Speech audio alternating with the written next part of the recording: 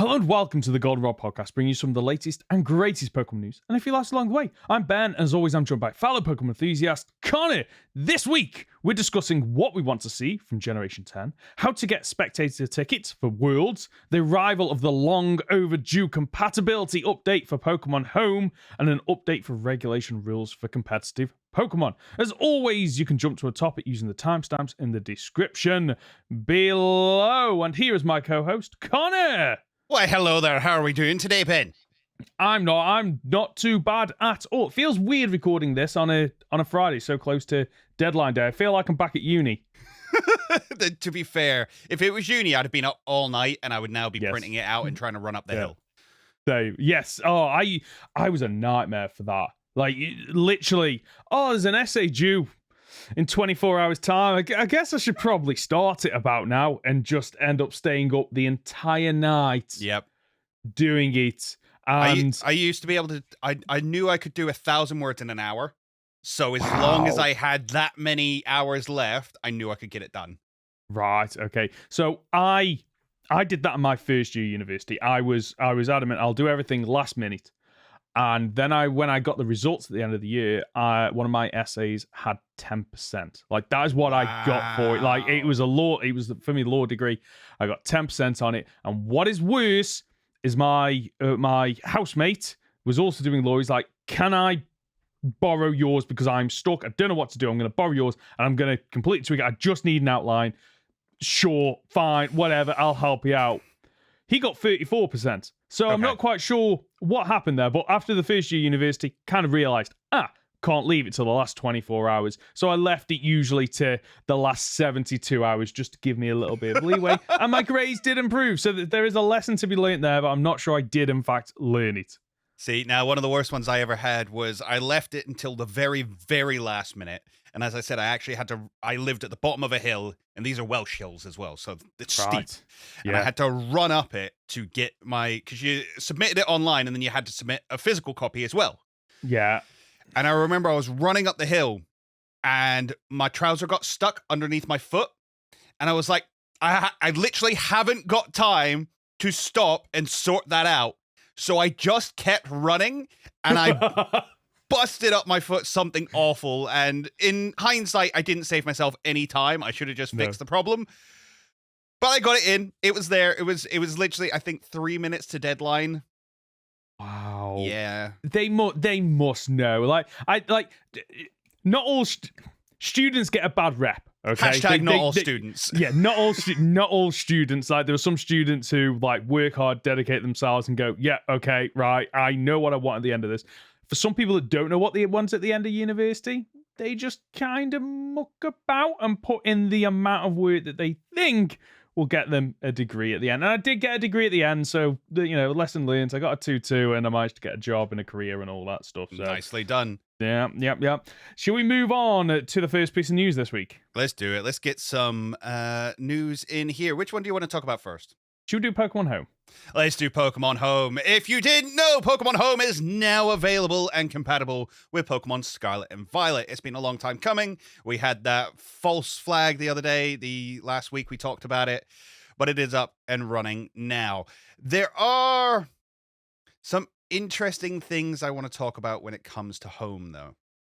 So we spoke a couple of weeks ago about the fact that people were speculating that we might have backwards compatibility with things like Legends and Generation 8, so Sword and Shield. Yes, we do. You can take your Pokemon from Scarlet and Violet, anything that's available in Legends or within Sword and Shield, you can put it into Home and you can move it across. That works. That's the first time we've had that since we moved away from Bank. Yeah. And even Bank didn't have true backwards compatibility. Once they were in Sun and Moon, they couldn't go back. Oh, right. See, I didn't realize that. Yeah, you could transfer them between. So basically, every time you kind of push them forward a generation, you couldn't then push them back. So Oras and X and Y, you could bring them across to one another. But yeah, once they were into Sun and Moon, they were stuck in Sun and Moon. So there are some interesting caveats that have had to be made, assuming to make this whole thing work. Moves are forgotten as soon as you go to Scarlet and Violet. and your moveset is replaced with whatever is the level up moveset of that Pokemon. This maybe doesn't sound like that big of a deal to some people because Scarlet and Violet, you can get TMs and you can buy them really easily and have access to them, so you can put whatever moveset you want on there. However, there are event Pokemon with specific moves that are only available on those Pokemon from those events. They are not transferable into Scarlet and Violet. Well, the Pokemon are, but their moveset isn't. So there are, I can't think of a specific one off the top of my head. I think there's actually a Zeraora available at the moment with a specific move that you're just not going to be able to have in Scarlet and Violet. Oh, okay. Right. So the whole point of having these very specific Pokemon that you've traded up and held on to for all these years is now less. Yeah. Like, it just doesn't seem as useful. So that's a bit of a shame. Other little ones is sizes do carry over from Legends. So if you have a small Voltorb in Legends, you can move it over and it'll be small in Scarlet and Violet. However, if you transfer it from Pokemon Go or Let's Go, those sizes are randomized. What? They're just randomized as soon as they get into Scarlet and Violet. Like when you were saying the sizes thing, it kind of made sense why Pokemon Go is kind of pushed that. I was like, okay, I get now why Pokemon Go is pushed it, because for some people there probably is a value in, I've got the smallest Pokemon, I've got the largest Pokemon, and then going, I can bring that into the mainline games. Fantastic. Why random? I don't understand that, but that's Pokemon. What else has changed in Pokemon? So this one's a little bit confusing, so I'm going to have to read it verbatim. The game no longer tracks abilities between the games. If you move a Pokemon to a different game and give it an ability capsule or ability patch, then that data only remains for that game. So if you move a Charmander with Blaze from Sword and Shield to Brilliant Diamond and Shining Pearl and use an ability patch to give it solar power, when you move it back to Sword and Shield or onto Scarlet and Violet, it will have the ability Blaze. But if they then move it back to Brilliant Diamond and Shining Pearl, it will have solar power in that game.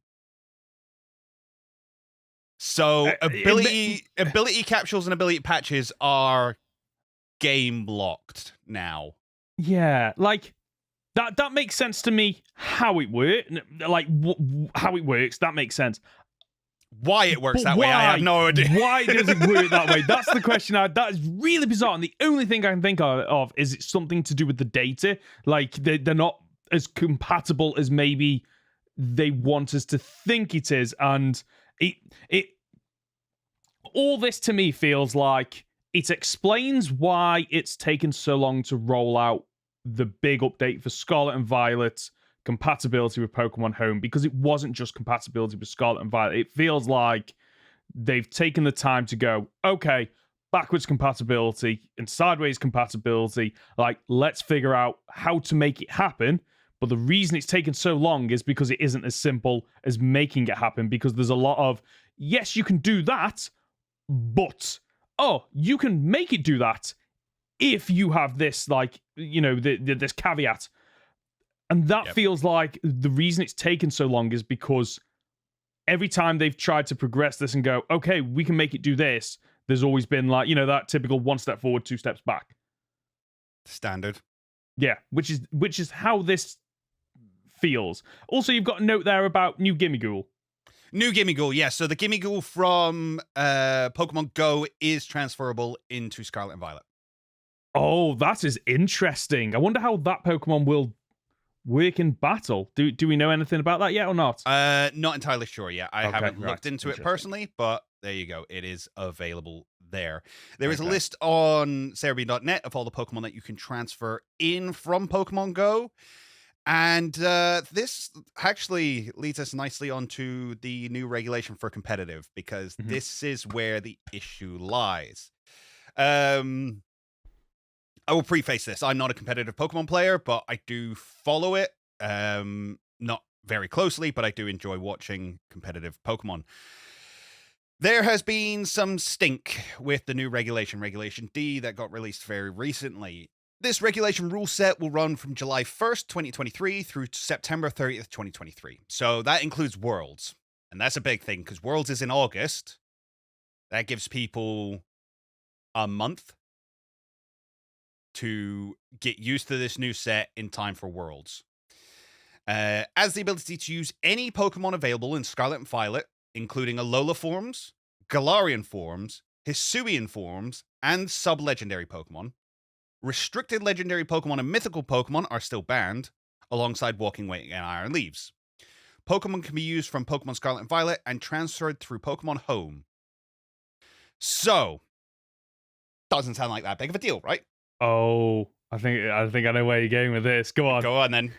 So, is it like, oh, you can use all these great Pokemon, but you have to funnel them through Pokemon Home, but the problem is then abilities and moves could change? Okay, not quite. Okay. There is something to be said about that. It's actually the fact that this is just not how competitive has worked up till now. So the way competitive used to work is because you'd have a 3-year cycle, you would have a Dex format where basically the only Pokemon you could use in competitive was the Pokemon available in that new region. And then you would have a restricted format where you could bring over all these different Pokemon, but super duper box legendaries and stuff weren't allowed. And then you have unrestricted where basically every Pokemon's fair game unless it's a mythical.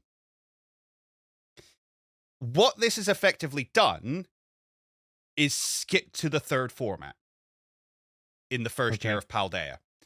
Now, what that means is we'll never get a Paldean Pachirisu story. So you know how Pachirisu won Worlds? Mm. It won it in a Pokedex-only format.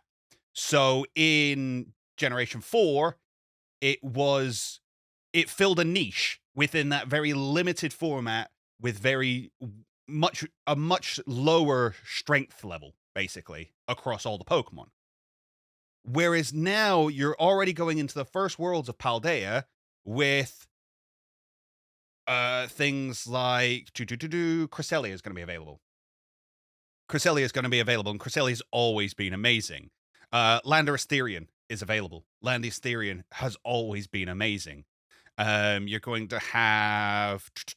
Let's have a look. Zacian and Zamazenta. Which are busted. Although they might be restricted. Give me a second. Restricted legendary Pokemon and mythicals. Okay, so not Zacian and Zamazenta. If they're still restricted, that's fine. Okay. But the point is, because you've got things like Landorus Therian, because you've got things like Cresselia, because you've got things like this new Ursaluna coming over with its Guts ability and attack stat off the charts, the average strength level of all these Pokemon has been boosted so high that you're not going to have these really niche picks that's going to allow smaller Pokemon to shine. Yeah, by opening up the floodgates and increasing the number of Pokemon, it means that some of the Gen 9 Pokemon, I guess, that managed to fill a niche because they didn't really have any competition, don't get to do that anymore because you can bring in stronger Pokemon or Pokemon that have a better moveset or ability that better suits your play style from previous generations. I wonder why they've done this. So here's my counter argument to my own point. This has not been that interesting of a format anyway. I think as soon as they added the Treasures of Ruin, as soon as they added Paradox Pokemon, it's kind of all you've seen. You know, the Qian Pao and Wu Tang, I think that's his name. Yeah. Tinglu's the big terrifying one.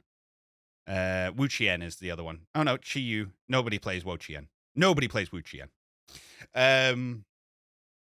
Those 3 of those 4 Treasures of Ruin have seen massive amounts of play. You've seen massive amounts of play on things like Fluttermane, which has been ridiculous. And it's just not been all that interesting to watch.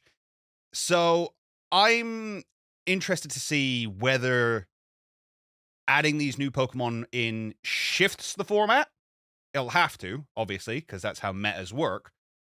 But how much is it going to upset it? Is this too much power coming into the format, or was there already enough power in this format anyway that this isn't actually going to make that much of a difference? This is all very interesting. It's going to be, because I have watched a couple of the competitions, and you do get to see a lot of the same Pokemon. Like, typically, 4 out of 6 of every team are pretty much the same Pokemon that you see. You see, like, the same sets running with slight variations. It'd be interesting to see if this just, like, completely shifts the meta now, which it should do, and we get to see more unique teams coming through, because I will say that is one of the disappointing things about when you watch these competitions is you get so many of the same teams and you kind of know what you're okay, right, you're starting with is it Tatsugiri, the little Tatsugiri and Dodonzo, yeah, and you're like, oh, I've seen this before, it was great the first time, but what else can you see? And you do get variations on that. Like, I did see one where they, I think somebody poisoned their own Pokemon to prevent it from being burnt. So you do see some cool little variations. But by opening up the floodgates and throwing in all these Pokemon, hopefully now we get to see teams go against each other that aren't just mirror copies, and then it typically comes down to RNG mainly. So I'm from a spectator point of view, I think I enjoy this. From a player point of view, I can imagine it's a little bit frustrating. I can imagine it's very frustrating from a player point of view, knowing that, everything you've learned up till now in Scarlet and Violet is going to be massively shaken up, and you're going to have a month to learn it before Worlds. Oh, yeah. Agreed. Yeah. It feels like it puts a lot of pressure on people that are competing, because they've gone from, I knew what to expect, to, oh, okay, right. Especially maybe newer players that have only played a couple of generations and therefore don't know about a lot of the past Pokemon because they haven't been in Gen 8 and Gen 9. So they haven't need to learn those Pokemon, what moves, what abilities, how they work with other Pokemon. So it is really going to be interesting to see how people respond to this. Yeah. As I say, from what I've heard, people aren't happy. At least competitive players aren't happy. Yeah. But yeah, we'll see how this pans out in the long run. Okay, right. So if I wanted to go to Worlds, how would I get a ticket? So you can now register interest for Worlds. Because to go to Worlds in Japan, in Tokohama, I believe. Yokohama? I lied. They're running a lottery system. Okay. So, Control F on the right one. Here we go. So, the Pokemon Company have announced the spectator badge situation for Pokemon World Championships in Yokohama, Japan this August will be done via lottery system starting today until June 7th. So, this was yesterday this was as of the 1st of June. So, from the 1st of June until June 7th, oh my god, you've only got a week to do this. You can register your interest for a spectator badge, and after that, those who are selected will be given a link to register their badges within 72 hours of getting the email. Each pass costs 2,000 yen, or about £20 is what that kind of relates to, and can buy up to 2 badges at a time. That makes sense. That's kind of how they usually run it. It's a little bit more expensive than it was to go to the UK Worlds, but I'm not going to be surprised if this doesn't go hard. Like, Pokemon World Championships run in Japan, it's going to be huge. Yeah, it is. Yeah. And they obviously expect it to be huge, which is why they're running this lottery system. I'm happy with that, personally. Okay. Because it just makes it fair for everybody. Because, like, there's nothing worse than, okay, right, so there's an event available and you've got all the different tiers and whatnot, and okay, this tier's already sold out, and that's the tier I could afford, and I can't afford the higher tiers. And don't get me wrong, we live in a system where, capitalism, all that jazz, I'm not going to go into it. Like, this just makes it fair for everybody, I feel, although there are limitations to it. So I understand that, Now, when I went to Worlds last year, it wasn't necessarily, they don't do tier systems. The price is set. Yeah. And they did a bunch of different releases. So, there was a 9 a.m. release, there was a midday release, there was a 3 p.m. release, and there was a 6 p.m. release kind of thing. Do I think that's better? I kind of think that might be better. I can understand that. It'd be unfortunate if, I don't know. Say if we wanted to go as a group. Yeah. Oh, yeah. Yeah. This would be nearly impossible to organize. Yeah. I completely get both sides, and I think that they're in a difficult situation because there will be people, no matter which way you do it, that are going to lose out, and there are going to be people that benefit. Unfortunately, I don't think there is a right way. It's unfortunate. The only way I could potentially see you doing it is going, okay, we're going to sell them as normal, like they did for UK Worlds. You register your interest, and those that have registered their interest far enough in advance, they get the first block of tickets almost. Of, okay, right, there's the first block is 1,000 tickets, and we've got 2,000 people that have registered their interest, because not all of them are probably going to buy. Okay, you get first dibs because you registered your interest, you're probably really excited to go, or you really want to go, and you can buy your tickets, and you've got 48 hours, 72 hours, and then after that, it's like, okay, right, we'll open it up to just general public. Maybe that's the way that they do it. I don't know. There doesn't seem to be a right way to do this. No, they've settled on a lottery system. They kind of clearly think they're going to get enough people. I'm not surprised. There will be people coming all over from Japan to travel here, as well as people from all over the world. It's going to be a phenomenal event. I'm going to have to watch it from home, unfortunately. Yeah. I can't afford to go to Japan this year. I'd love to, but there you are. If you're going to go to Worlds, let us know in the comments or send us an email or something and just rub it in. Go on. There you go. Rub it in. Brilliant. Right. Should we move on to the main event of this week's podcast? Let's do it. Have you got notes and stuff? I've got general themes that I want to cover. But before we do anything, I can't see your webcam at the moment. So if you could just fix that so I can see the surprised look on your face when I reveal my amazing Gen 10 gimmick. Because for me, I need to start with the gimmick. The gimmick. Okay, go on. I have to, because it kind of everything is built around the gimmick like they typically are for the Pokemon games. So I've been playing a lot of Infinite Fusion lately, and I've absolutely loved the fusion mechanic. But there's no way that Pokemon is realistically going to take something that is already out there as this fan-made game and kind of take that. But I wanted to do something similar. So what I've kind of done is gone for some kind of partner sync mechanic. So the longer a Pokemon is in your team, the stronger it gets. And it can lend its strength to the other Pokemon in your team. So the way that works is via moves and abilities. So you're in a battle, you've got a Squirtle in there, but you've had a Pikachu since the very start, and you're fighting a water type. Well, guess what? You've got a partner sync with Pikachu because of the bond that you've created, and therefore you can now channel an electric type move to give you a type advantage. Okay. And the way that will work is that it's not just for you. You'll be going through the story, competing against other trainers in a variety of different competitions. So you've got your general gym one that you do your typical 8 gyms to get the badges to get into the Pokemon League. But there are also other ways into the Pokemon League. One of the ways is that there are a variety of Pokemon out in the wild that have teamed up with other Pokemon, forcing you to have double battles with them. And during this, you will meet another trainer who is also on their journey to go down this route. A bit like Arvin has his route, and Penny has her route. And there'll be a third route that focuses on this mechanic, but I don't know what that is yet. I haven't really developed it.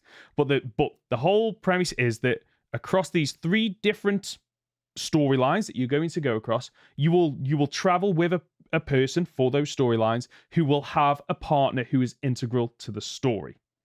And you will get to see the the bonds that these people have with their Pokemon, and you get to see them in battle. So it's kind of developing what we had in Generation 9, where we got to see Arvin, we got to see Penny, and we got to see Nimona, but I don't think we saw enough of their Pokemon. Yes, we saw Miss Bostif, but we don't really see that in a fight until the very end, and there's story reasons. But I want to see the bonds between those Pokemon and how they influence on the fighting and what is going on there. And what I want in this is that for quite a while we haven't had an evil team. We've had teams that are more of annoyance. They're more of an annoyance, aren't they, than actual evil. Well, I want to bring back an evil team because it's been long overdue, and they have their own version of this bond, this partner sync with their Pokemon, but we're delving back into shadow territory like we've got in Pokemon Go. So the Pokemon are shadow Pokemon, which gives them unique abilities and moves that your team will never have because you have positive bonds with your Pokemon.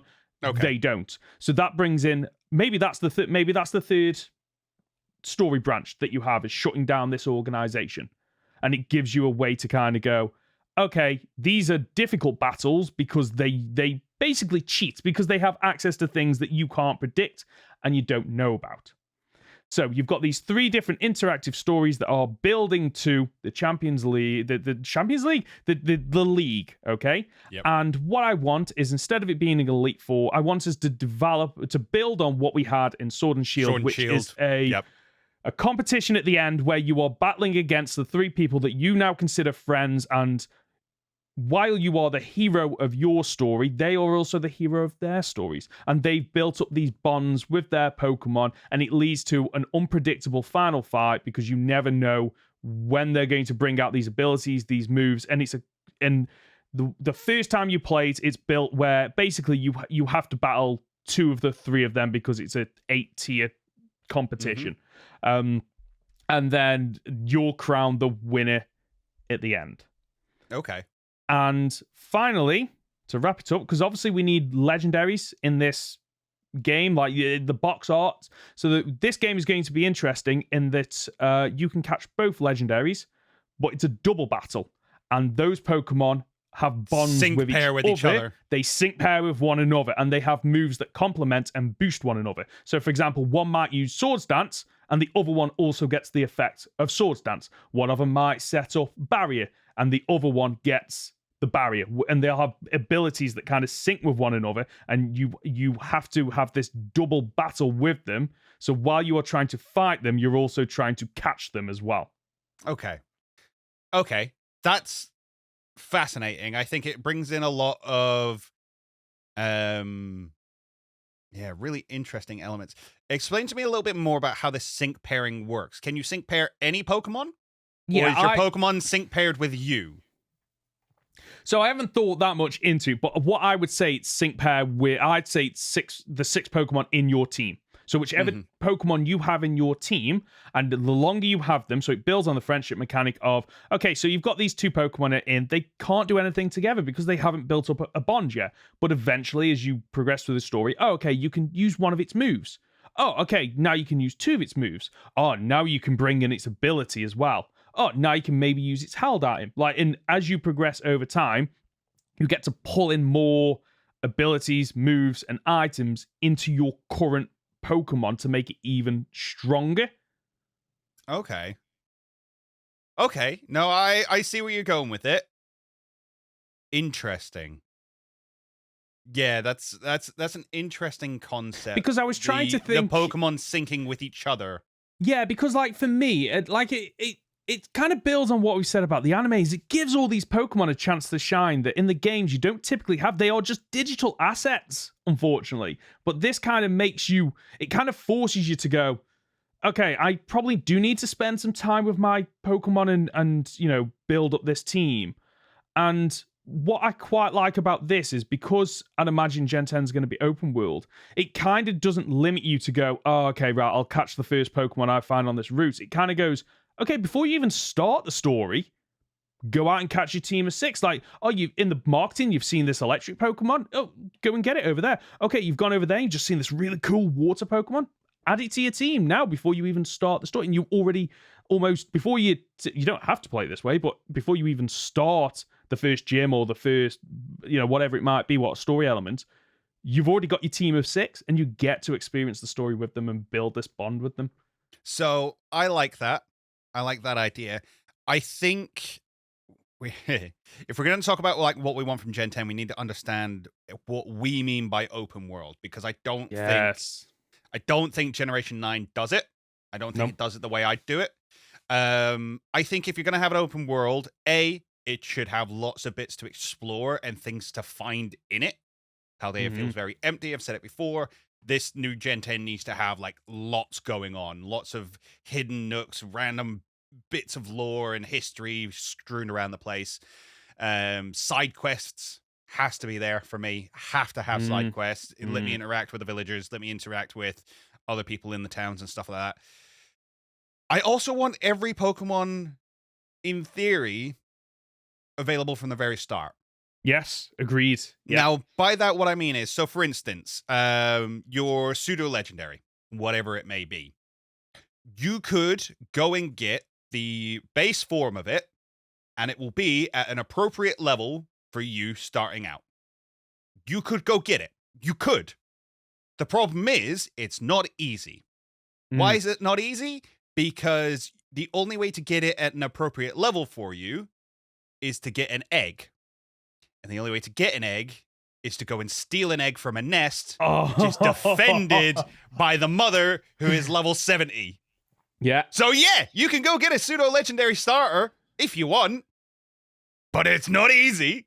Okay, I like that. So are you imagining some of the sneaking mechanics from Definitely, Legends Arceus? 100%. Okay, brilliant. So Yes. again, if it's going to be open world, I need these creatures to interact with each other, and I need actual kind of, herd mentality and things like that. So I talked about when we were leading up to Scarlet and Violet, the idea of having an Arcanine that will fiercely defend its pups. So you could, in theory, sneak up and steal a Growlithe pup and then use it. Or you could go up and feed the Arcanine over time and slowly get closer and be welcomed into the pack. And then suddenly you're allowed to move around with it because it trusts you. And then you can catch one of the Growlithe pups. Not an issue. So you can kind of play the game how you want. Yeah, I like that. I absolutely love that idea. And, you could walk around and Seviper and Zangoose are actually fighting each other. And you could get involved and break it up. Or you could wait and see who the winner is and catch the loser. Because why get involved? Just let them weaken each other. And you should be able to catch Pokemon of any level from the start. Should it be harder? Yeah, I guess. But you should be able to do it. Yes. Should be achievable. Yeah. I think there still needs to be some kind of badge system in place so that you have to go further into the story before you can use these super busted Pokemon. That's fine. I don't mind that so much. If there are gyms need a scale. Yeah, agreed. We've said it before. It needs to be the anime version of, this is your first gym badge. Okay, I'll use these 2 Pokemon. Agreed. They have a different team for every single gym badge that you own. I didn't come up with a gimmick as far as battling was concerned. My gimmick was more about world exploration and story. So I want, and interestingly enough, you brought up the Shadow Pokemon. I want a shadow realm, a shadow world. Okay. So one of the things when we were leading up to Scarlet and Violet that I thought would be really interesting, it was the first time we realized that Miraidon and Koraidon might have something to do with time travel. My thought was, what if they can time travel? Yes. Or what if they can create space-time paradoxes or space-time distortions around themselves, like we see in Legends Arceus, and they bring through all these Pokemon from different time periods and that. Well, okay, what if there's these ruins and there's a bridge that's destroyed and it's been destroyed for hundreds of years? Okay, well, let's put a space-time distortion around that and take it back to the time when it was available, and then we can cross it, and then we can drop the distortion and it's broken again. I really like that idea. And I really like, I think Link Between Worlds does it, and you get a little bit in Twilight Princess. This idea of two realms sitting on top of each other that interact, and if you do something in one, it does it again in the other. Same kind of thing as like Stranger Things and the Upside Down, stuff like that. So I like the idea of this shadow realm, world, whatever you want to call it, where your Pokemon, or the legendary Pokemon, is causing distortions, causing these rips within the realms, and you can flip between the two, and then later on in the game you can do it at will, and that just adds more to exploration because now there's two different versions of the same region to explore. Because surely... And it allows you to overcome different obstacles, allows you to overcome different puzzles. There are shadow Pokemon within this realm which don't need purifying or anything. They just are a different, not a different version, not like a they've evolved variant. To adapt in that environment. Yeah, that kind of thing. Yeah. So they're meaner. So you as a player will notice that they're meaner. They're more likely to attack you. Whereas, say you run into a Pikachu on the normal world, Pikachu will come up, it'll sit next to you, and then it'll probably run away. Whereas you go into the Shadow Realm and it's going to attack you straight away. Yeah. It's a much harsher world, but that means that a Shadow Pikachu has stronger stats, maybe, than a normal Pikachu, but maybe you can't get its friendship as high. So things that evolve through friendship don't exist within Shadow Pokemon. Oh, yeah. Okay. I haven't fully thought it through, but I think there's something there. What I like about that is like the ability to switch between the two realms almost feels like you said, like you can do it at the start. You can't do it at will. It's at certain points of either the story or the game. Yeah. But that almost feels like post-game. Post-game, you've caught the Pokemon that causes this, and therefore you can now do it, and suddenly you've got an entire flip side of a map that is now available to explore at your will. Yeah, and there will be puzzles where it's a case of, and I love puzzles in games, I just do, where you have to constantly flip back and forth between the realms, do something over here, go back to the normal world, do something there, go back to the shadow world, do something there. Okay, now we've unlocked this area. Yeah. Wow. I absolutely like. What about so I want to kind of like some of the things I covered. I want to see if you've thought about them. So some kind of the team, whatever the quote unquote evil team. Bad guys are, because they're not always bad guys. But what's your I agree with the idea of bringing back an evil team. I like the idea of, you know what.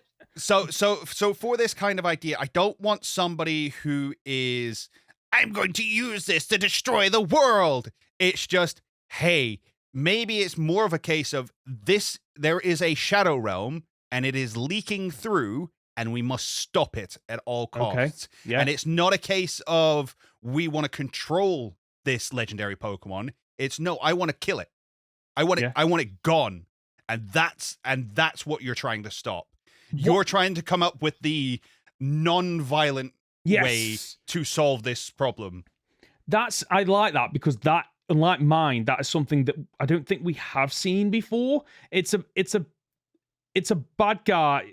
Sorry, it's not a bad guy. It's somebody who is trying to achieve the right thing, but the methods aren't necessarily the correct way to go about it. But you can understand why they are their methods, because killing the Pokemon is kind of the easiest way to stop that. Yeah. And capturing it is kind of, no, but that's an unknown. You don't know if you're strong enough to catch it. You don't know if you're strong enough to contain it once you have caught it. My way as the scientist that's trying to fix this kind of just stops it. It's done. And you can then you get like the parallel of these two people, and their ideals are different. Their end goal is the same, but they're going on it in different ways. And what I quite like about that is potentially that the scientist and their team that are typically the bad guys could also be the dual rival. Yeah, okay, I see what you're saying. Off the top of my head, I don't think we've ever had a rival who is also the leader of the bad guy team or part of the bad guy team. You Off the had, top of my head? what was it? Gladian was kind of part of Team Yeah. Skull and kind of part of the Aether Foundation, but not really. He was No. more of a hired gun for them. Mm-hmm. So Okay. no, you could quite easily have the rival be like, no, this is the way I'm approaching this. Because I like the idea as well, because then you can have the world as we know it acts as a mainline Pokemon game where Pokemon run up to you, like them attacking you is them running up to you and starting a battle. You go to the Shadow World and no, they're attacking you. It suddenly becomes Legends Arceus style gameplay. Yes. Okay. And that's why they're a threat, and that's why it needs to stop. Okay. I like that idea a lot, and it makes a lot of sense. What about Endgame? Have you given any thought to that? Like, in terms of, obviously mine's got the league at the end, the knockout style tournaments. Have you given any thought to what you'd like? I'd love a tournament. I think that was such a brilliant idea and makes so much sense. Especially if you're going to bring in all these different characters who you've met along their journey. I think as well, if you've done certain side quests, those characters should show up. I like that. But only if you've done them. Yeah. So there should be elements of that. Obviously, I think there needs to be the big showdown with the legendary Pokemon and things like that. I'd like that to be before you beat the league. Yeah, I can understand that. Because, you kind of save the world. Because, this Pokemon is bringing these two worlds together. A collision is going to occur and it will destroy everything. That's fine. But you find a way of stopping the Pokemon. Good on you. Now we can go and have silly battles and that. Or you can just go and explore to your heart's content. Yeah. I'm not sure. I haven't thought about Endgame. I haven't thought about like different story paths. I do like having different story paths. Agreed. Again, I think if you're going to have them, they need to have a level of scaling as well, much in the same way as gyms. I don't know how you do that. Yeah, like when you've just got 8 gyms, that's quite easy to scale because it's like there's rules. It's a league, and therefore they follow rules. That makes sense. Yeah. But you can't have a weaker Titan Pokemon because you haven't fought enough Titan Pokemon yet. It kind of doesn't make a lot of sense. I'd imagine the way you do it. I think they have to make a choice between does it make sense basically? And in mind, when you've got the 3 different routes, and let's say there's 8 different challenges on each of them, when you beat any one of those 18, all of a 17 level up. I mean, that's a lot of like different teams and having to tweak things and change things.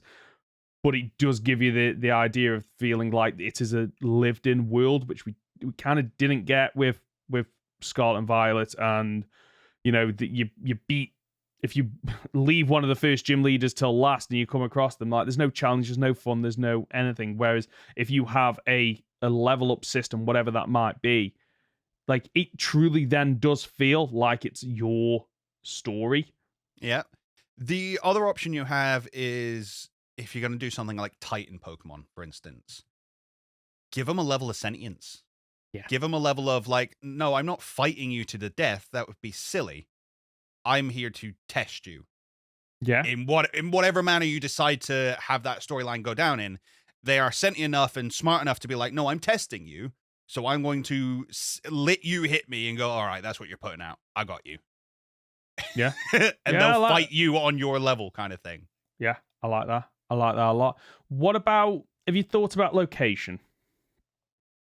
So I really want a Mexican region. That's okay. Nothing to do with the storyline I gave you. I just really, really want a Mexican region. I think there's a lot of history and wonderful local lore. It's not quite the word I'm looking for. What do you call it when people? What are people? Words are failing me right now. Myths? Legends? No. Like when what is society? Doesn't matter. Yeah, Mexico. I want a Mexican region. You want a Mexican region. Okay. For me, like, I kind of want Pokemon to lean more into the like strange and bizarre elements of it. And I've always, there's something about like some kind of floating rock in the sky. I don't know I don't know what it is that's just cut off from the rest. And to be fair, that could lean in with the legendary Pokemon. So that's how you accomplish that in Pokemon. You just go, oh, there's a floating rock over here in the sky. Well, the reason why is because of the legendary Pokemon, and that could work. Actually, you know what? So originally, my original plan was, okay, I want something either like Australia, and you have all the cities are on the coast and around, but then the entire center is almost the wild area. So that's where you go. The alternative, thinking from a development point of view, is like you do something similar to Alola, but loads of smaller islands, and there's a lot of sea between them, because that reduces your resources, because then you can load in one island at a time and just see the rest of them in the distance. Should make it run a lot smoother. But of course, that means that there's going to be a load of water Pokemon. But thinking about that, you could adapt the same thing for the sky. That, okay, it's multiple islands in the sky, and you travel to them via flying. So flying is the first ability that you unlock once you've completed the hub zone, almost. You can get to go off to all these different islands. But it also reduces the amount of loading required, because, okay, you don't need to load in a load of backdrop because you're in the sky. So it's just sky and clouds, and there's a sun that moves around. So you make it really easy to build a game that, like, really easy, as if I know what I'm talking about from a development point of view. But I like to think that there's less assets, so it should be easier to load that. It ties in with all the magical nature of Pokemon, and there's some floating islands, and that just allows you to take that step away from it being realistic, like a further step away. So you can introduce a lot more of those fantastical, fantasy, magical elements in the game. Yeah, I like it. What about starters? Got any idea for starters what you'd have? I haven't. I want to see a fire bear, because it was a leak, quote unquote, years ago that we were going to get this fire bear, and we were supposed to have one in gold. If you've ever had a look at the beta releases and stuff like that, long time ago, but I can't remember. We were supposed to get a fire bear, and we've never got it, and I really want that fire bear. Can't think of the other two off the top of my head right now. No. So I think for me, like, I kind of feel like the way I would do it is you'd have fire, water, and grass as normal. But this region would be unique in that they all already have their secondary typings.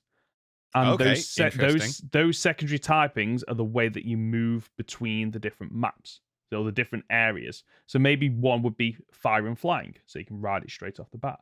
Maybe one of them is water and psychic, and uses its psychic power to levitate you and get across to the islands. And the third one, you could do dragon, I guess, because most dragons are, at least, they are capable to look like they have some kind of flight mechanic, typically, and that's what you get. So that's unique in terms of, okay, you get your first three starters, and they all have these secondary typings. I know the secondary typings don't, like, now, they're not a typical trio, unfortunately, like fire, water, and grass are, that little triangle, and you don't get that, but maybe you get it in the ability to kind of, okay, I'm grass and flying, but actually, because of that, I've got a fairy typing in my team, and therefore, when I'm fighting my rival who has that, that dragon type, I can now pull in a fairy type attack, and that gives me the advantage there. And maybe that's how you do it. And what I quite like about that is, maybe for the first time, the evolution of your starter isn't in fact tied to levels anymore. It's tied to the bond mechanic.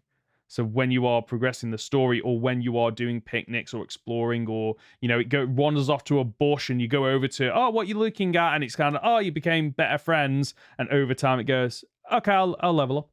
And then I'll evolve, and it evolves into the next form, which maybe allows you to get further in the game, because now it can fly further distances, for example. Okay, makes sense. Brings us nicely onto ride mechanics.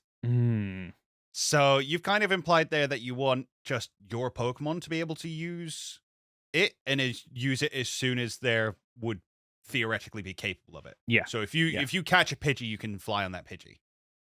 Yeah, it's difficult to do because obviously because in the pixel games, Pidgey using fly, you don't really think too much about it because it's just a pixel. Like, obviously, when you're in a 3D generated world, flying on a Pidgey just doesn't. It kind of breaks that because it's like, oh well, the Pidgey wouldn't be strong enough to carry a human. Maybe the way you do it is almost the hub area where you start is almost okay. There's because like there's a lot of tutorial elements for this game in terms of, you know, the partner sync side of things and building up those friendships and stuff. I feel like the initial starting hub is where you learn all that, and during that story, your Pokemon is guaranteed to evolve to the second stage, which means that, okay, it is now big enough to fly, and its psychic powers are strong enough to carry you. As a secondary typing of dragon, it now looks like it's got the powerful boosters or whatever it might be to get you across. And then that's when the game truly becomes open world, and it makes a bit more sense that you've got the Pokemon that can carry you. And the first mechanic is flying, and then over time you get the other gimmicks. But what I want from my gimmicks aren't necessarily the gimmicks you unlock are more about unlocking more exploration, which you didn't really get in Scarlet and Violet, unfortunately, because, okay, your first one is boost. Okay, right, it's a little bit disappointing. The second one is I think, jumping, yeah. But, like, again, like, doesn't really come much into play in Scarlet and Violet. The third one is being able to traverse water, which in Scarlet and Violet, like, there were ways around that, and a lot of, like, it wasn't like it was that difficult. So I kind of feel like for me, like, maybe it is a case of, okay, so the mechanic of flying just allows you to get anywhere, so you can explore the entire region. But the mechanics that you unlock are more like Rock Smash to get you into caves that you haven't explored before. Leap that allows you to reach something that potentially you couldn't reach before. And it basically unlocks like smaller dungeons within the game that allow you to explore and do a lot more of, oh, what's down here? Oh, what's up here? What's on that island further away, all the way over there? So I would not use the gimmicks for progression of the story. It would be exploration of side areas, which is kind of what it was originally. Okay. Like a long time ago, when it was like, okay, you could go cut and you could go off on this beaten path, or you could use Rock Smash and go off down this cave and stuff like that. So I think there should be a separation between HMs. I don't think HM should come back, but I like the idea of any Pokemon you catch, if it can fly, it can fly. If it can swim, it can swim. But maybe there's only so many Pokemon that you can actually ride. So there's only so many Pokemon that can fly you about. You know, the bigger birds, the big dragons, they can fly you around. Other Pokemon can fly, but they can't fly you. So say, for instance, you needed to... There's an item on a high ledge somewhere. If you had one of these bigger Pokemon, sure, you can fly up there. But if you have one of these smaller Pokemon, say you got a Pidgey, you can direct it. You can go fly up there and grab that. Yeah. So there's something over on an island, or there's a shipwreck out at sea. You can direct your fish Pokemon to go out and explore it. You can stand on the side and be like, go have a look at that. Go bring back whatever's in there. Or if you've got a Pokemon like Weasel that can go on land and at sea, it can go over to the island for you and come back and pick stuff up. You can't necessarily go over there yourself yet until you've got one of these ride Pokemon, and I think you do it the same way as you did in Let's Go, where just some of them are ride Pokemon. You don't have to do it for everything, but you still have to go out and catch these Pokemon. And I think there needs to be some level of ride box, for instance, where it's a case of, okay, these Pokemon aren't my team, but they're in my ride box, so at any point I can call them up. Yeah. And so I don't have to carry a flyer on my team if I don't want, but at any point I can access my flying Pokemon to get me about. Same as these sort of fetch Pokemon. Yeah. You have access to them. I think that gives you enough incentive to go out and catch them, which is the story and game mechanic I'm trying to encourage you to do and interact with as the player. But you don't have to have them on your team if you're trying to do a challenge run or play the game however you want it. Like, both, yeah. A lot of the things we've said, what I like about it is that it feels like by opening it up, it truly does make it your experience. Yeah. And that's what I'm trying to get at. Yeah. Rather than typically it is a case of, like, most Pokemon games are like, I was about to say, oh yeah, well you're all on the same story as, you know, Jeff down the road playing it, but you might choose different Pokemon. But Yeah, not it's typically, not because quite- you're going through the same routes, so you'll typically catch a lot of the same Pokemon. Whereas, like, what we've kind of pitched is almost like, okay, how do you build on what Scarlet and Violet was trying to accomplish in terms of an open world game and truly make it open world while also making it so the player has choice, which Scarlet and Yeah. Violet didn't really feel like players had a choice because there were limiting factors that prevented that, such as things not scaling, Pokemon being too strong in the wild, and you're kind of like forced to still go down some of the certain routes that you might Yeah. not want to. What about, have you got a rival for yours? I know we kind of touched on The idea of them scientists, being but part of the evil team. yeah. No, I would like a rival who kind of, I don't know, I don't necessarily need somebody who is trying to do the same thing as me. Mm. More just someone who you run into over and over and over again. And I don't know how you do that. No, I haven't thought too much about a rival. No, neither have I, to be honest with you, because what you could have is you could pick one of the three routes and have your rival be one of those three routes. But actually thinking about it, maybe my rival is in the evil team and he is, okay, right, you've got your partner syncs and, you know, these bonds with your Pokemon. Well, I'm going down my route, which is about, you know, corrupting these Pokemon because I think they are more powerful. And maybe he is one of the ones that tries to enter the league. And the lesson is, no, those Pokemon aren't allowed. Like, why would we ever consider letting you enter the league when you've done such terrible things to these Pokemon? And I know it's a bit anticlimactic because you expect him to be, or her to be, like the final fight, but it's kind of a hard-hitting story, and it's a bit of a twist of, oh, right, okay, like, didn't expect that to happen, but it makes sense in the context of the story because, like, people shouldn't treat Pokemon this way. And then that is almost then their goals, suddenly they realize, oh, they're not achievable. And that's because of me. And maybe they go on a story arc in the post game of trying to purify their Pokemon to rebuild those relationships and friendships so that when the tournament does roll around next time, they will be allowed to enter. And they suddenly realize, oh, okay, right, I wanted powerful Pokemon, but you've shown me that, like, that your way is equal as mine, but the benefit of yours is, like, you care for your Pokemon and they love you more and therefore they're stronger. Maybe that's the story that you have there.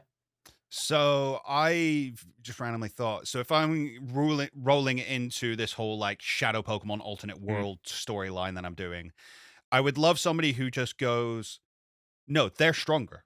Those Pokemon are stronger. Yeah, they're more aggressive. Yeah, they're a lot harder to tame, but I'm a good trainer.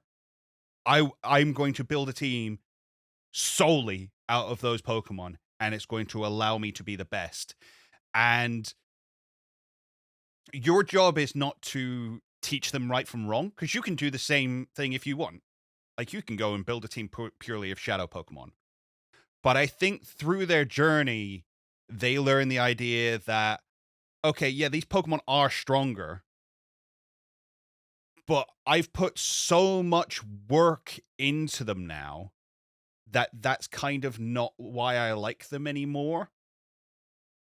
I think back to Karen from Gold and Silver, who talks about the idea of, I use dark Pokemon because they're my favorites. You should win with your favorites, not strong or weak.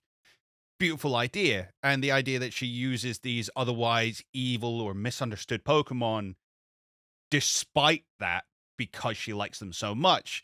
I like the idea that he starts off, or she starts off, going purely for strength, and then learns to love them despite their perceived flaws that everybody else thinks they have. Yeah. I like that. I like that idea. And what I'm liking about both of these is it's like, it's almost like the focus of them is the Pokemon, which I kind of feel like Game Freak has forgotten about.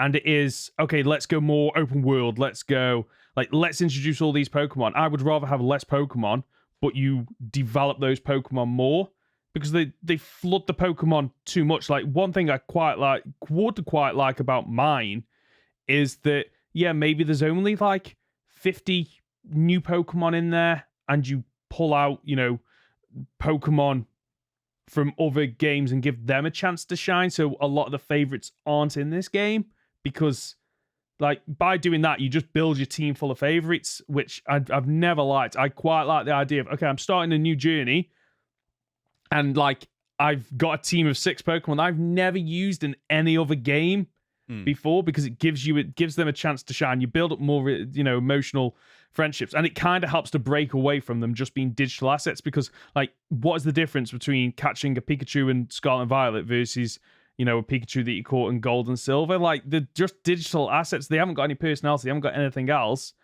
So this gives you a way to kind of get around that, of spend time with your Pokemon. They'll get stronger. You can do more. It's going to be easier to accomplish the story and get through it. And maybe that's the way. Maybe that's the way that the mechanic works in mine. So instead of like you beat a trainer or you beat a gym and then everything gets stronger, maybe it's based on the bond that you have with your Pokemon.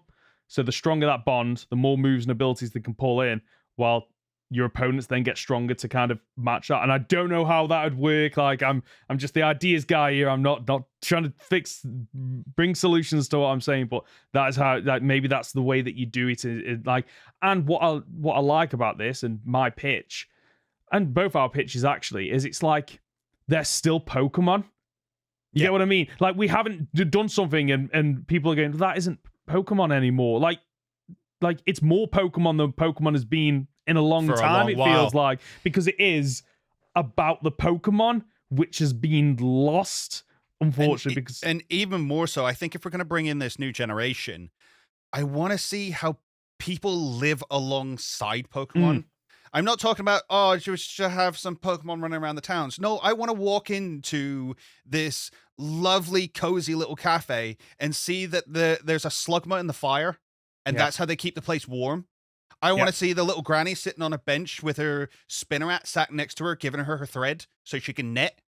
I want to see these Pokemon living in this world. That's the big thing for me. They need to feel alive. They need to interact with other Pokemon. They need to interact with their own species, and they need to interact with people, both in the wild and in captivity. Because that's the real like crux of what I'm trying to get at is, the shadow world is devoid of humanity.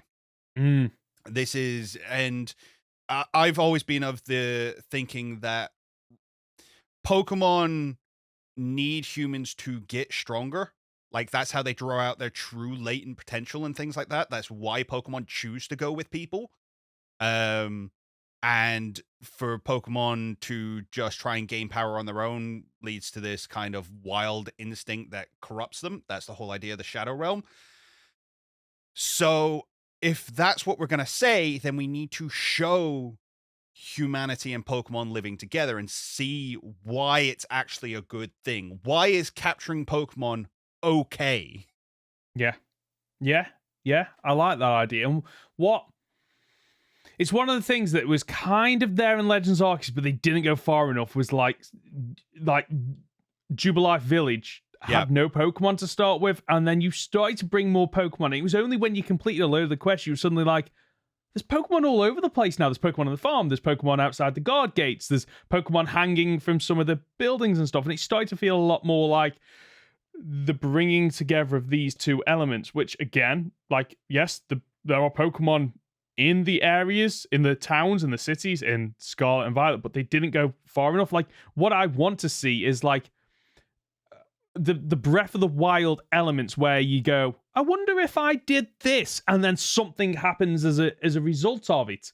Like, we don't have that in Pokemon, and like, you could mirror the two ideas. So if I do this, this happens, and the way you could do it is like, there's just a random person walking, and if you throw out your Growlithe, like, they'll panic, and the Growlithe starts to chase them, and just like friendly, just going back, like just following, like little human elements like that show people and humans like actually interacting, because unfortunately, you don't really see a lot of people and Pokemon interacting in the games outside of if it's a cutscene or where's people feeding the Pidove in the park, or throwing bread at the Swanna, or the little girl who's like chasing the Meowth around because she just wants to pet it. Like things like that. And actually, tell you what, we have had elements of that, thinking about it, because we've had, like, when you're at the picnic, you can throw the ball or shake the little jingly thing, but all they do is like a kick animation or something like that. So it's not like there's elements, but like what we're pitching is basically give it, like, not even give us more. That the issue isn't give us more. The issue is like, give us better quality, give us more interactions, like make these Pokemon feel alive, and don't confine it. Don't make me have to have a picnic and then they're allowed to go 10 meters away from me and then that's it. No, just let them do that as they are. Yeah, and a lot of these mechanics, I think, just build on what we've already had. Like, for example, you saying about, okay, Breeze will go over to that island. Like, that's just building on the Let's Go mechanic. Yeah. Like, it's just the next step that I feel that we need with each generation. But by every time that, like, every new generation that comes out, they just strip so much. It's like, okay, but you didn't finish those elements that you've stripped out. Why not keep them in and develop them and make them better and improve them on each iteration? Yeah. Have you got anything else you want to add for your, like, this is almost like a Gen 10 pitch, isn't it? Rather than a little bit. I mean, in all reality, nobody thinks this is what we're going to get. No. This is our dream Gen 10. Anything else? As I say, the side quests, I want your choices to have meaning. So, do you want to be my friend? Yes or no? And doesn't make any possibly. difference. I think there should be a way to be like, no, you can either befriend your rival or be mean to your rival, and that changes your relationship with them. I think there should be silly little things like, so for instance, there's a bunch of Meowth running around town, and they're causing mischief. They're getting into the back of this baker's store and stealing stuff. Okay, we'll go out and we'll clear out the Meowth. Oh, well, now there's a bunch of Rattata around. Whoops. And now my store's closed down because I've got a Rattata infestation because I didn't realize that the Meowth were keeping them away. Yeah. Okay, maybe I should have just fed the Meowth. Whereas if you go up to him initially and be like, no, just befriend them and teach him how to befriend them, then his store stays open. That kind of thing. Really, really small decisions that have consequences for these cities and these towns that, again, I just want it to feel alive. I want it to have stuff happening and you to be an intrinsic part of it, and the Pokemon to be an intrinsic part of it. Yeah, because, like, unfortunately, like, a lot of the Pokemon games now are very much a case of, like, they give you multiple options, but they make they literally make zero impact. Maybe every now and again you get lucky and it leads to an extra line of dialogue, but even that's quite rare. You just, and it makes it feel like what you are doing has no impact on the world around you. Yes, it evolves and directs the story, but it doesn't evolve and it doesn't evolve the story or evolve those relationships or change those relationships in any way. Now, and I'm not expecting like an in-depth version like Mass Effect, for example, or I'd never really played them, but the Telltale games where it was always like, Tyrion will remember this. Oh, okay, that's going to come back to haunt me later on in the game. Like, but I do want some I want you to give those little butterfly.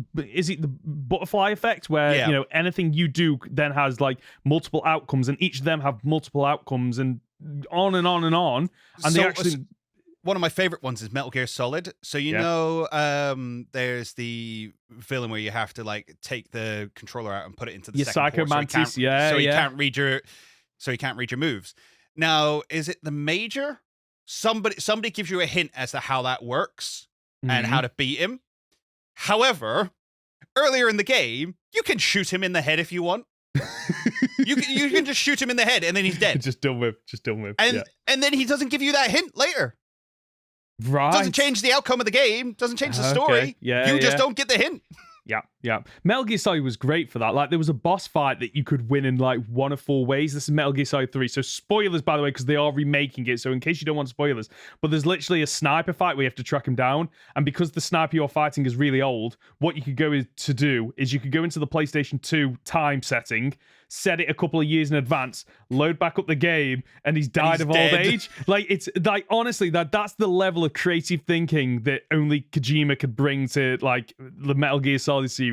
But like those fun elements that you can do of, if I do this, what happens should be in Pokemon. Like, and I'm not saying they should be that high a level, but it should be a case of, okay, right, like I've watched walkthroughs online and I know that there's, if I go to this area, then this will happen. Well, what happens if I go to it before I'm supposed to, or way after I'm supposed to? If you get there and maybe, the trainer you were meant to meet has just left a letter going, yeah, I got bored of waiting, I've gone somewhere else. Like little things like that don't make a difference to the story, but it makes it feel lived in. And it makes the people feel real and not digital assets. And as you say, Snake Eater came out, on the PS2? PS2, it's an old game now. This is not unreasonable things we're asking for, no. I don't think. No, I don't think so either. It's like Pokemon needs to evolve. And I think we got an element of that in Legends Arceus. I truly think Legends Arceus was a step in the right direction, but a baby step. I feel like they didn't go as far as they could have done, and I don't know if that was because they went, if we move it too far away, people might be completely off this. So what's a middle ground? And I think they found that middle ground really well, and it is just such a shame that there wasn't then a 3-year gap between Legends Arceus and Scarlet and Violet, and we got them so close to one another. Yeah, I agree. But like, I guess what I'm saying is, like, Pokemon is already recognized across the world because of the magical nature of it. Like, surely you want the games to be on the same level of people going, Pokemon's done it again. They've taken this franchise and they've taken gaming and they have shifted what games are going to be like for the next 3 years. Like Fortnite comes out and then everyone suddenly has a battle royale. Like, why has Pokemon not got features and functionality and stuff that are trendsetters? And even if they don't want to trendset, like, at least take elements of what current games have and bring them in, and not have a game that feels like, Scarlet and Violet comes out and it already feels like you're playing an old game. Yeah. Like, so I came up with my 3 paths. I've literally just thought of my 3 paths. Yeah, do it. So you have the main story is not the gyms. So the gyms is one story you can go on, which is just the standard quest. The main story is the Shadow World and trying to find a peaceful resolution to stop it from happening. And then the third one is actually just being a research fellow. Is actually helping to fill out the Pokedex. Yes. But the professor is under the impression that Pokemon behave differently in captivity than they do in the wild. So I want you to capture all the Pokemon, and we're going to see how they behave in captivity. But I also want you to go out and just photograph and video wild Pokemon in their natural habitats and see how they interact. Yeah, I love that. Like, it's still amazing. I completely on board with that, because like the that's another thing about Legends Arceus. The Pokedex it made completing the Pokedex fun. It made it challenging as well. But again, baby steps. Don't think they went far enough. There was too many things in there that would just like catch so many. Like, you're absolutely right. You should just like hide in the grass, look at the Pokemon, try feeding it berry, take a photo of it, like see how it reacts, and then do the same thing with a captured Pokemon. Like, how does that react to the berry? Like a wild Pokemon might see a berry and just go, nah, this is a trap. I'm out of it. I'm gone. Whereas your Pokemon might see a berry and go, what's the worst that can happen? Like, I trust humans, and just wanders up and just laps it up. Like. And then it rolls in because you've then got the shadow Pokemon who are completely devoid of humans entirely. Yeah. How could it have been? Yeah. So yeah sorry. I like I really like that idea. And what, like, for me, like, because we've had the camera element for, is it 3G? We had cameras in Scarlet and Violet. We had them in Sun and Moon in some way, didn't we? I think. Did we have them in Sword and Shield? Can't remember off the top of my head. But for me, Pokemon Snap should not exist. Like, it shouldn't need to exist. It shouldn't need to exist. It should be in the mainline games of, you've got the camera functionality, you can go out and take the photos of the Pokemon in the wild, or interacting, or whatever it is. And it kind of feels like that blends quite well with your idea of completing the Pokedex of it is researching how they act and stuff, but then also capturing evidence. Yes, agreed. And that's how you do it, and you level up the Pokedex, and maybe that's the way that you do that. Which would be quite nice. And you could even scale it down. You could scale, like, if resources are tight, you could go, okay, right, there are 200 Pokemon in this game, but the professor just goes, well, actually, I only need you to research 30 Pokemon, and they're the ones that get a lot of the more unique animations. And there should be like it should be a partner who you go out with who's like, oh, I've heard about the blooming of the Ivysaur. Do you want to go watch the blooming of the Ivysaur? Let's go get this together. And that's kind of your sequence events. Yeah. But there should be other ones as well that you can get, and then it becomes, you get that same level of mystery from original Pokemon of, have you found this? What? No, that's a thing? Yeah. You can just go see that? It's like, but it has to be a full moon, and it has to be the third Friday of the month. Yeah. Because that's how you could surprise people as well. You could be like, okay, right, you've got to go up here and find a Meowth. And there's a reason I'm picking Meowth. And you go, right, okay, this is a story element. I'm going to go find a Meowth. That's not a Meowth.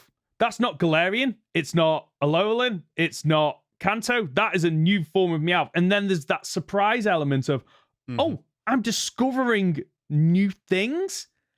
Like, it could work so well, and it builds on, like, every game has had the Pokedex, and yet it's only Legends Arceus that has truly felt like, okay, the Pokedex matters. Yeah. It really matters. And and I can't help but feel that Game Freak does want to do more with the Pokedex, because, like, every single generation they've added to it, whether or not it's height, weight, information, cries, silhouettes, like they like 3D models, like they keep adding to it. So, like, adapt, like, take that the next step. Yeah. And I like the idea of the side quests, kind of, the more of them you do, the more people tell you how they interact with the world and what they've seen. And that gives you hints as to things you can go out and find. Yeah. Fantastic. Right. Should we wrap it? Should we move on to the guessing game? Because I think I'm really excited for this game that's not going to exist.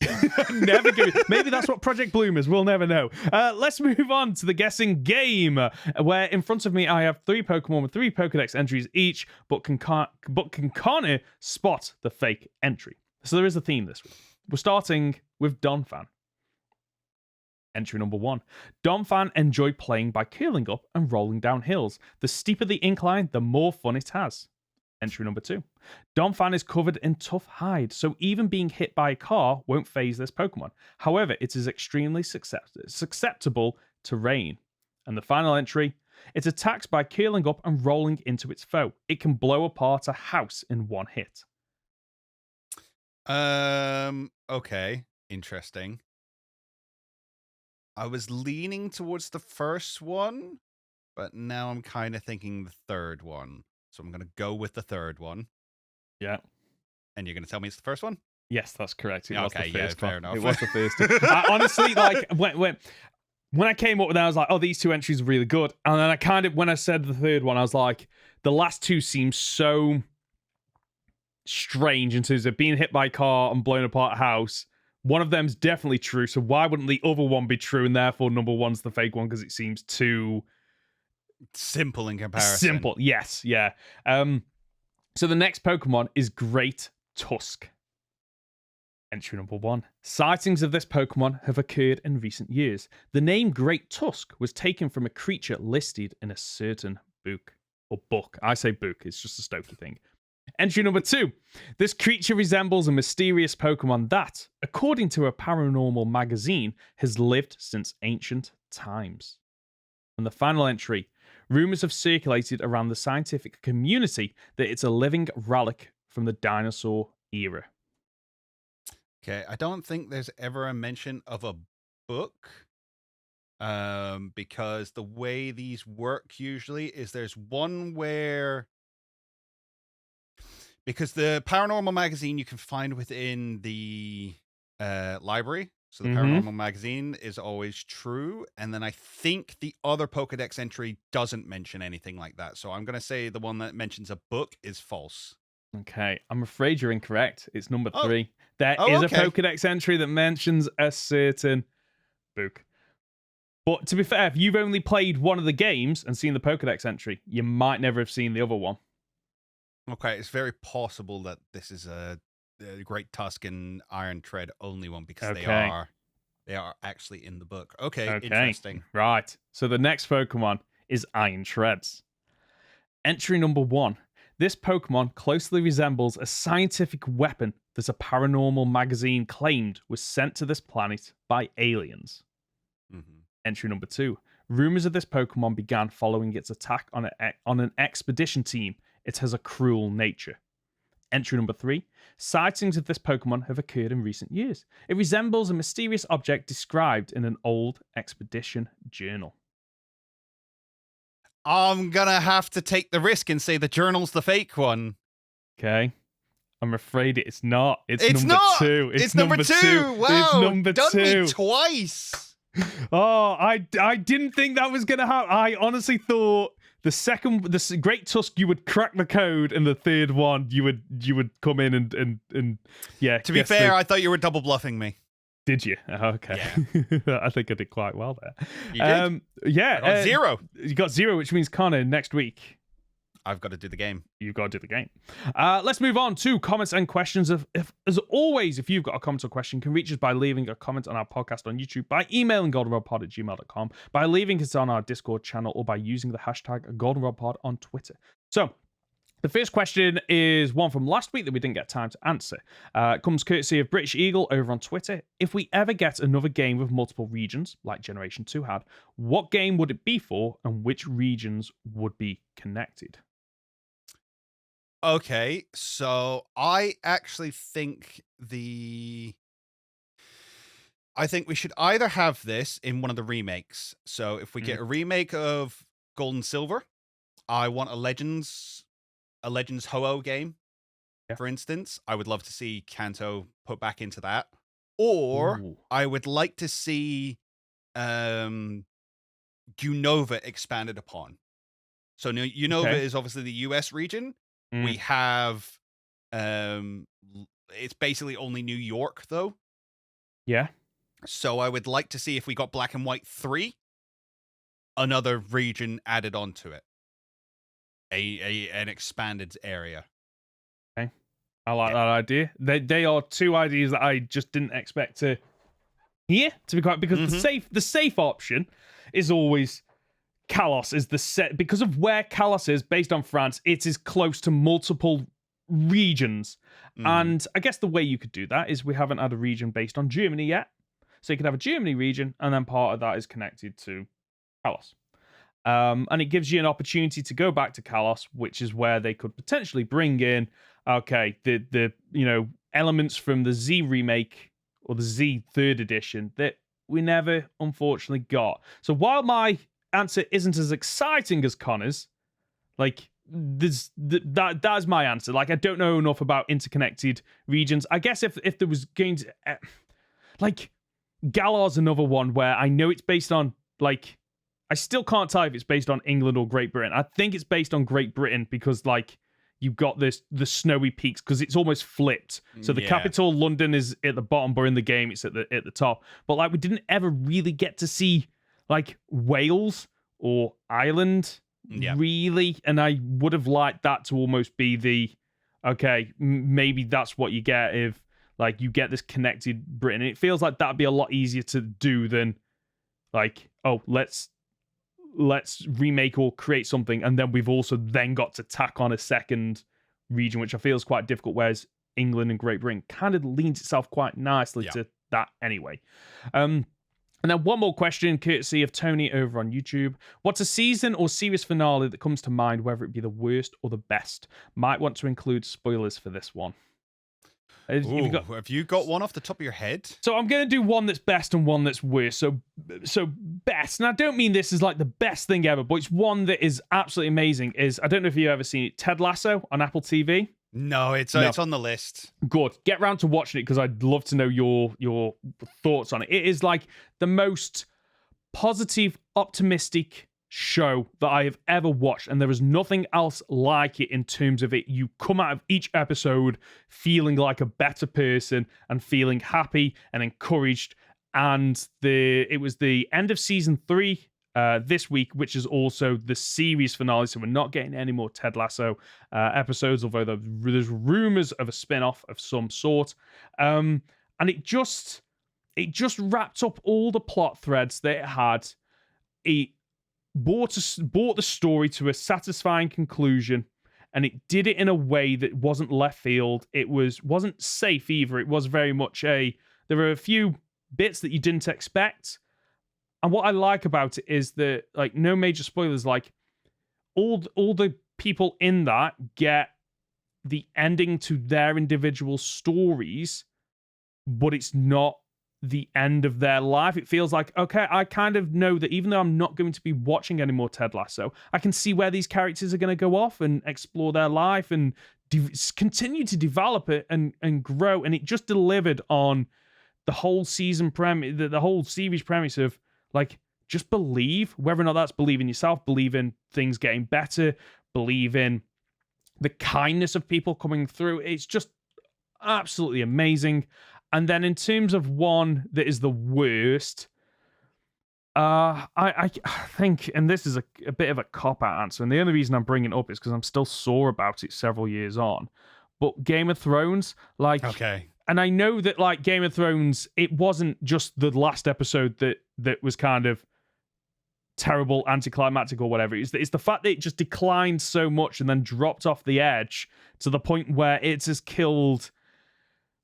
It just like, how do you have something that is so in pop culture and it gets killed off pretty much overnight and no one talks about it, no one mentions it, no one rewatches it? Like... I went through a phase of before every new season, I'd rewatch every season that's come before it. So by the time it got to like season 5, I'd watch season 1 and 2, season 1, 2, 3, season 1, 2, 3, 4, 5. Like, so it, like I'd watched it that much, and then by the end of it, I was just like, I'm checked out. I'm done. Yeah, I don't know if you've got anything. Nothing's leaping out at me. I mean, Scrubs finished. Okay. I like it. It kind of ended up really nicely. Sort of JD walked out and he was done. And then they brought it back and suddenly he's a teacher and there's a new school and they're all students. And I was like, what are we doing here? This is awful. Oh, one of those that they should have ended it. They should have ended it a long time ago. Weirdly enough, I don't know why that's the one that sticks out to me. Because the thing is, a lot of these ones that have like notably terrible endings, like Game of Thrones, like Lost, I never watched because I was waiting for them to wrap up. And then, that's it. And then everyone's like, it's not worth watching. It's like, all right, well, I won't then. So, yeah. Oh, Sherlock. I never finished that because like season one of Sherlock was really good. Season two was Moriarty, wasn't it? And then he kind of fakes his own death at the end. So I was like, okay, that was good. And then season 3 is when it was just like everyone was coming in the year that it was off. Everyone was coming up with these like, how did he survive like falling off a building?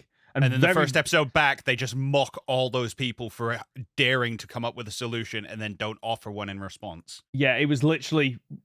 Yeah, he fell onto like an inflatable. He had hired actors that moved the inflatable. And he was like, they never actually gave us how he survived. They had a guy like obsess over it and come up with a bunch of theories and then mocked him for it and then just left it. So that's not even the final season. The final season is he has like a secret sister who is Moriarty but he forgot her, but he didn't. Garbage. Okay. Absolute frigging garbage. Okay. I never watched the final season because like I don't know what I think season 3 just left me a bit like, okay, it's not as good. And season 4 came out, I wasn't interested. And then obviously seeing the discourse online, I was like, I'm not going to spend time watching something that I'm probably going to hate. Yeah. As for good final seasons, I mean, I'm big into my animated shows. Gravity Falls. I've never watched Gravity Falls. I've heard it's good. It's phenomenal. Actually phenomenal. And like it goes hard in the last season. Right, okay. Very, very good. Worth a watch. Okay. Anything else? Nothing that's springing to mind right now. My apologies. No worries. That's the show for this week. If you've gotten this far, you're just a top dollar, aren't you? Connor, where can we find you? You can find me on my YouTube channel at Captain Fidget or on Twitter at CapFidget. I'm Ben. You can find me as Professor Hoenn Gaming on YouTube and Professor Hoenn on Twitter. Leave a like. No, as for the Goldenrod Podcast, you can find us on the usual platforms. Search for Goldenrod Podcast on YouTube or your usual podcast app. Leave a like on YouTube or a 5-star review if you're listening as a podcast. We'll be back next Friday for another week of Pokemon podcast content. See ya!